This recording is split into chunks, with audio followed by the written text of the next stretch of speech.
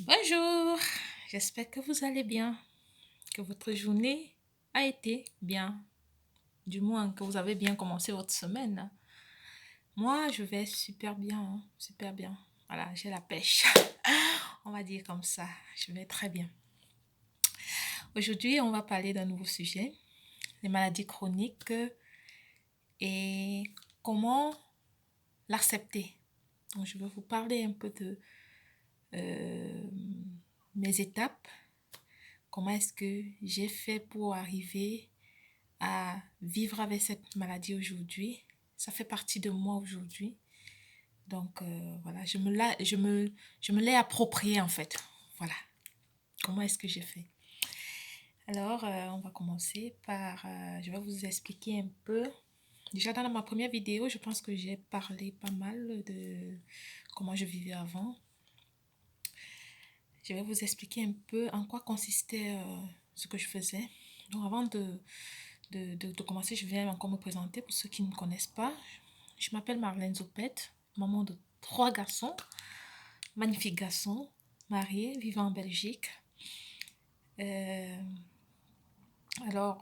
j'ai décidé de partager, de me mettre sur la toile, sur les réseaux sociaux pour partager mon expérience, mon expertise, pour aider un maximum de personnes qui se reconnaissent dans la même situation dans laquelle je me trouvais, afin d'avoir un coup de boost pour inverser la donne dans leur vie. Alors, avant que je n'arrive en Belgique, je vivais au Cameroun, qui est mon pays natal. Je travaillais dans une société agroalimentaire qui faisait dans la distribution de la boisson et j'occupais un poste assez lourd, je vais dire, et de façon cumulative, j'occupais le poste de responsable logistique, trésorière, de façon cumulative. Et en tant que responsable logistique, mes tâches étaient vraiment lourdes au quotidien. Je devrais travailler en collaboration avec les magasiniers pour me rassurer qu'il y a des stocks pour éviter euh, les ruptures, les pénuries des produits. Je devrais m'occuper également de tout ce qui est des achats de l'entreprise, que ce soit consommable, que ce soit même la marchandise. C'est moi qui étais chargée de gérer ça avec le distributeur, le fournisseur. Je devais également m'occuper de tout ce qui était de la flotte de l'entreprise parce qu'on travaillait avec des gros camions, les pannes et tout ça. Je devais gérer l'équipe technique, on va dire comme ça, mécaniciens, électriciens, pour tout ce qui est panne de voiture, entretien, carburant, etc. Je devais gérer tout ça. Les contentieux, je devais également m'en occuper. Les événements, je devrais être toujours à la tête pour l'organisation. Vous pouvez voir un peu la lourdeur des choses. Les encaissements, les transactions bancaires, les virements, etc. Je devrais être au centre. Donc, j'étais vraiment, comment je vais dire, j'avais de lourdes responsabilités en fait. Vous pouvez mesurer un peu le poids, là, le stress que je pouvais endurer de la part de mes patrons, de la part de mes collègues, de la part même des clients, parce que par moment même, il fallait descendre sur le terrain, rencontrer les clients qui ne sont pas solvables, etc. Il fallait suivre tout ça en fait. Donc voilà en gros en quoi consistait mon boulot. Ben, la conséquence qui a suivi, bien entendu, vous le savez déjà, c'est tous ces, toutes ces maladies qu'on a détectées.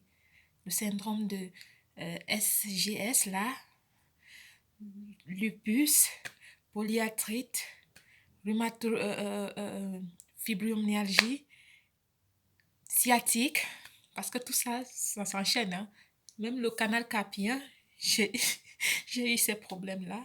Donc, pour ne citer que cela. Et ce qu'il faut noter ici, c'est que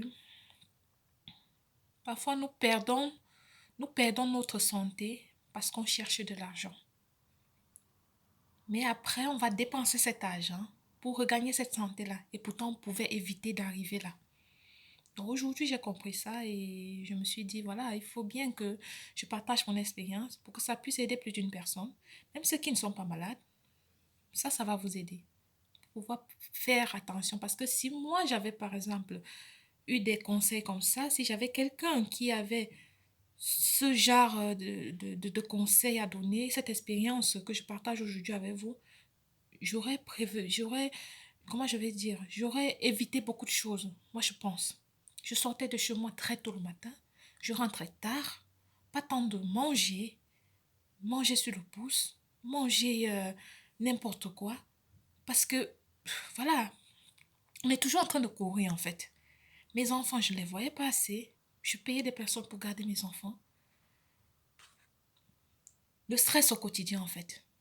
Le stress familial, le stress au boulot, le stress physique, parce que le travail est répétitif. Le corps n'a pas besoin de ça en fait. Le corps a besoin de s'épanouir. Vous voyez? Donc, il y avait tout ça et c'est l'ensemble de tous ces éléments qui ont créé vraiment un dysfonctionnement. Un dysfonctionnement. Alors, j'étais tellement dynamique, je bougeais beaucoup, oui, beaucoup. Du coup, je ne ressentais pas les malaises quand je suis arrivée ici. Ce n'est que quand je suis arrivée ici que, voilà, je sors d'un monde dynamique vers un monde statique. C'est là où tout s'est réveillé. Mais quand même, quand je travaillais, j'avais des malaises déjà. Je sentais des douleurs de temps en temps, j'avais des fatigues, me sentais parfois épuisée. Mais vous savez, je négligeais, je mettais ça dans le cadre de que j'ai beaucoup travaillé, c'est vrai, normal, je me repose pas assez, etc., etc. Ici, vous deviez savoir qu'il y a un moment de délit. Et c'est ce moment de délit-là que je n'ai pas fait attention. Si vous avez par exemple des migraines, ne dites pas que non, ça va passer. Ou je vais prendre le d'alphagan, ça va calmer. Non. Cherchez pourquoi vous avez des migraines. Parce que c'est une sonnette d'alarme que le corps vous donne. Que j'ai un problème quelque part. Il faut écouter son corps. Aujourd'hui, franchement, à ça, je suis vraiment très attentive. Quand quelque chose ne va pas, je sais qu'il y a telle chose. Donc, je sais comment euh, euh, remédier à la situation, en fait. Alors, il y a tout ça. Et quand j'arrive ici, on me détectait cette maladie. On ne me la détecte pas aussitôt. Il a fallu du temps. Il a fallu énormément du temps. J'ai marché dans mes hôpitaux. J'étais tout le temps à l'hôpital. On me donnait des antidouleurs, des anti-inflammatoires tout le temps. Mais le mal était là toujours. Ça n'allait pas. Alors, un jour, mon mari s'est décidé de changer de médecin. On est allé faire des analyses. Quand le médecin a vu les résultats, il nous a envoyé direct au CHU. Lui-même, il ne nous a pas dit. Parce qu'il a vu les résultats. Mais il ne nous a pas dit. Moi, je me suis dit, bon, ok, on va certainement trouver la solution. Alors, on arrive là-bas, même celui-là ne nous dit pas. Mais il nous soumet à des traitements, il m'a soumis à beaucoup d'autres examens, des analyses, IRM, PESCAN, etc. Moi, je ne suis pas médecin. Ils m'ont donné des produits, des médicaments, tels que on m'a fait des infiltrations, où j'ai eu très mal encore même. On m'a donné, j'étais sur cortisone, j'étais sur immunosuppresseur, j'étais sur plaquenine. Les kinés, j'étais toujours avec les kinés, mais ça n'allait pas toujours. Alors quand je suis allée le voir, et il m'a dit que ben, voilà, comme on n'a pas une solution, on va vous proposer la thermocoagulation. On m'a proposé la thermocoagulation, c'était une sorte d'opération, vu que j'avais très mal dans le bas du dos, parfois ça me handicapait, je n'arrivais pas à me mouvoir normalement. Alors ça, on a pensé au fait où j'étais handicapée, j'ai été paralysée par le passé avant. Mon mari a dit non, c'est mieux, on ne prend pas ça. C'est alors que il m'a soumis à un traitement d'auto-hypnose où je devais apprendre à vivre avec des douleurs. J'ai dit ok. Quand il a commencé à parler ça, quand il dit d'abord qu'on n'a pas trouvé de solution pour vous, il savait bien que j'avais un souci de désimmunité. Je peux comprendre, hein, parce que ce sont des maladies qu'on ne soigne pas et du coup, il faut que le patient soit prêt. Donc, je peux comprendre que les médecins n'aient pas voulu me le dire. Je le comprends là maintenant. C'est ce qui va certainement vous arriver. Peut-être on va vous dire, on va vous donner des mots assez doux pour vous calmer, pour ne pas vous faire savoir que vous souffrez d'une maladie grave, etc. Mais ce n'est pas pour alarmer non plus. Ben, c'est juste pour vous dire que vous soyez préparés. Vous savez, quand vous avez des malaises chroniques, sachez qu'il y a quelque chose qu'on va vous dire un jour et soyez prêts pour accepter ça, sinon vous allez avoir un choc terrible. Alors, quand je suis allée donc suivre cette séance d'auto-hypnose, c'est là où le choc a commencé. Déjà, toujours, je ne savais pas exactement de quoi je souffrais, mais au moins avec les douleurs, j'avais déjà fait quelques recherches, j'avais déjà des idées de quelques maladies telles que la sclérose en plaques, les diabètes, l'hypertension. J'avais quelques symptômes là, je me disais, bon, ça va être ce genre de maladie, mais on va quand même trouver la solution. Je me contentais comme ça. Quand j'arrive à l'auto-hypnose, la première fois, je vois des vieillards. Je me suis dit, ben, donc là, je ne suis plus moi alors quoi. Donc pour moi, c'était fini. Pour moi, c'était fini. C'est là où je disais, bon, ça c'est le deuil alors. Je fais mon deuil. Ben, j'ai suivi quelques séances. Et quand je suis rentrée, j'étais tout en larmes. Je pleurais. Mon mari m'a consolée. Il m'a dit, non, écoute, ils connaissent et tout. Ben, tout ce qu'il me disait, je n'écoutais pas, en fait. Parce que ce que j'avais vu, ce qu'on a expliqué là-bas, je me suis dit, ça, je ne suis pas sortie de l'auberge, j'avais ça. Donc, c'est bon, je suis déjà morte, quoi. Ben, un jour, parce qu'entre-temps, je faisais une formation ici pour valoriser mes compétences en logistique, bien entendu. Et je n'allais pas très bien, je voulais envoyer un certificat médical. Je vais donc voir mon médecin de famille. Alors, lui n'étant pas là, on m'a envoyé chez quelqu'un d'autre. Et donc, un nouveau qui doit me prendre en charge, il doit bien savoir mes antécédents pour pouvoir me faire n'importe quoi. Il ouvre mon dossier, il voit, il me dit, ah, oh, tiens, vous avez du lupus, vous avez ci, ça. Je dis, pardon. Ben, c'est là où le visage que j'avais est d'abord tombé. Ce visage-là est tombé et j'étais dans tous les états. Ben, c'était le choc parce que là, au moins, le nom est sorti. Vous voyez comment un peu je suis allée l'apprendre, quoi. Mais peut-être il n'a pas su, il n'a pas ressenti ce que j'ai ressenti quand il m'a dit ça, mais voilà ce qui s'est passé en fait. Alors je suis rentrée ici, il m'a donné le certificat, j'ai passé à l'école, mais le jour quand je arrivais, quand je suis partie de l'hôpital, je trouve mon mari, il était là et je me souviens ce jour, il aspirait la voiture. Il m'a demandé si ça va, j'ai dit oui, d'une façon bizarre. Il m'a dit, ben, t'es sûr? J'ai dit oui, je suis passée, je suis entrée dans la maison. Mais dès que je suis entrée dans la maison, j'ai explosé en sanglots. Je pleurais. Il a couru, ben, qu'est-ce qui ne va pas? Je lui ai expliqué et tout. Ben, il m'a calmé, oh chérie, écoute, voilà, ça va. Ben, tout ce qu'il me disait, je n'écoutais plus. C'est là où je suis tombée dans une dépression. J'ai été vraiment abattue, j'étais démoralisée et je me disais que ça ne vaut plus la peine et tout, vu tout ce que cette maladie-là entraîne, c'est plus, je n'avais plus le goût à la vie en fait. Donc voilà, je me suis laissée aller, j'ai eu des prises de poids parce que déjà, chez moi, je faisais la rétention d'eau.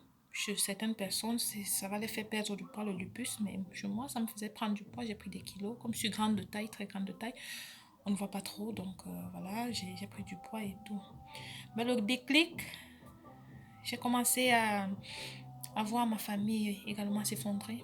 Je me suis dit, bah, Seigneur, est-ce que, parce que à la base, moi je suis chrétienne, je me suis dit, mon Dieu, est-ce que je dois entraîner toute ma famille avec moi ou alors qu'est-ce que je dois faire? J'ai commencé tout doucement à me dire, voilà, Marlène, si tu ne te lèves pas, personne ne le fera pour toi. Essaye, tu es une battante et tu t'es toujours battue, alors il faut continuer. Donc voilà, quand je vois mes enfants qui se tournent autour de moi, ils veulent jouer avec moi, je n'arrive pas. J'étais toujours avec des sauts d'humeur. Voilà, ce sont des choses qui accompagnent ces maladies. C'est là où j'ai commencé à prendre un peu, j'ai entendu les gens m'encourager, ma famille m'encourageait, que ben écoute, t'es pas la seule, il y a des gens pires que toi, voilà, tu as des gens qui t'aiment, etc., etc. L'entourage est très important. Il y a des personnes qui sont dans ce cas et ils n'ont pas d'entourage vraiment, qui vont comprendre ce que la personne vit. Et ça va s'empirer plutôt. Donc l'entourage vraiment est très, ça compte beaucoup. Moi, j'ai eu peut-être cette chance-là, je veux dire comme ça. C'est alors que je me suis dit tout doucement, j'ai commencé à chercher en profondeur sur toutes les maladies on m'avait citées là. J'ai commencé à voir quelles sont les causes et j'ai revu mon passé, comment je vivais et j'ai vu que oui, bien entendu, c'est moi qui ai créé ça. C'est moi qui ai créé et c'est comme ça que beaucoup créent des dommages dans leur organisme. Parce que tout ce qu'on fait va créer un certain dysfonctionnement sur le plan physique, psychologique, psychosocial, même spirituel même. Donc, comme la vie est un équilibre, même le corps a besoin de cet équilibre. Il faut un certain équilibre entre le corps et l'esprit. Alors, s'il n'y a pas cet équilibre-là, vous allez voir que vous ne seriez plus vous-même, en fait. Il y aura quelque chose qui va manquer. Donc, j'ai commencé tout doucement à changer des choses, mais même comme j'ai adopté de nouvelles méthodes, de nouvelles façons de m'alimenter, mais ça n'allait pas toujours au top top parce que j'avais toujours des malaises. C'est alors que je suis allée jusqu'à faire ma formation en nutrition pour savoir vraiment exactement ce qu'il me faut, pour comprendre le fonctionnement du corps, pour comprendre ce qui se passe à l'intérieur de moi. L'ensemble de tout ça m'ont permis de pouvoir arriver à quelque chose de plus concret. Et aujourd'hui, je suis vraiment bien, je me sens bien. Voilà, les médecins, par exemple, je suis toujours suivie, mais ils m'ont arrêté les médicaments, ils m'ont arrêté tous les traitements. Je fais mes contrôles et tout est stable, je vis avec. C'est une partie de moi, je ne vais pas le nier. Je ne me sens pas diminuée, je me sens plus diminuée comme je le sentais avant. Parce que quand on m'avait annoncé ça, franchement, je me sentais diminuée, je me sentais plus comme les autres. Je me disais, ben voilà, je ne suis plus Marlène et tout et tout. C'est pas vraiment facile. Donc, toi qui m'écoutes aujourd'hui, ce que je vais te dire, c'est que tu es peut-être dans ce cas où tu veux même mourir ou alors tu as le dégoût de tout. Écoute, le vrai changement s'opère dans ta vie seulement quand ce qui s'est passé ne te plaît pas. Donc quand tu vois dans ta vie qu'il y a des choses qui ne te plaisent pas, c'est à ce moment que naît le changement. C'est ce que j'ai compris. Donc quand je voyais, par exemple, où je dormais dans ma salle à manger sur un lit parce que je n'arrivais pas à marcher, à monter les escaliers, quand je regarde encore en arrière, quand j'étais assise dans un fauteuil où je devais traîner les fesses comme ça pour me déplacer dans la maison, quand je regarde en arrière où je ne pouvais pas accompagner mes enfants à l'école le matin, quand je vois en arrière où je ne pouvais pas bien me mettre comme je suis là aujourd'hui, alors je ne suis pas prête de retourner là. Donc je me suis battue. C'est ce que je t'invite à faire également. Lève-toi et bats-toi. Ce ne sera pas facile. Tout ce que tu as à faire, donne-toi du temps. Donne-toi du temps pour accepter cette maladie. Il y a moyen d'inverser la donne. Il faut te donner du temps. Si jusqu'ici tu n'as pas encore pu accepter cette maladie, ça veut dire que le moment n'est pas encore arrivé. Sois assez tolérant parce que ton corps aujourd'hui réagit. C'est une réponse à tout ce que tu lui as fait subir en fait. Il a subi tellement d'épreuves, de rudes épreuves. Et toi qui n'es pas encore malade, prends soin de ton corps. Quand tu as encore ton capital santé, quand tu as encore ton énergie vitale en pleine forme, il faut prendre soin de cela. Prendre soin ne veut pas dire s'amuser ou quoi. Non, il faut avoir des bonnes habitudes, adopter des bonnes habitudes. Et cette page est destinée également à ceux-là qui veulent apprendre des bonnes manières pour s'alimenter, par exemple, pour qui veulent apprendre comment est-ce qu'ils peuvent rester en santé, garder leur santé. C'est ce à quoi cette page est destinée. C'est pour cette raison que je souhaite un maximum de partage. Je souhaite que vous, si cette vidéo aujourd'hui vous a donné un boum au cœur, alors n'hésitez pas à partager. Parce qu'il y a des gens qui souffrent, qui ne savent même pas qu'il y a un moyen de changer quelque chose dans leur vie. Sur ce, je vais te souhaiter une très bonne journée, on va dire comme ça, une très bonne journée, surtout qu'elle est ensoleillée. Et il faut prendre soin de toi. À nous revoir très bientôt dans un prochain sujet, avec un prochain sujet. À très bientôt. Bye bye.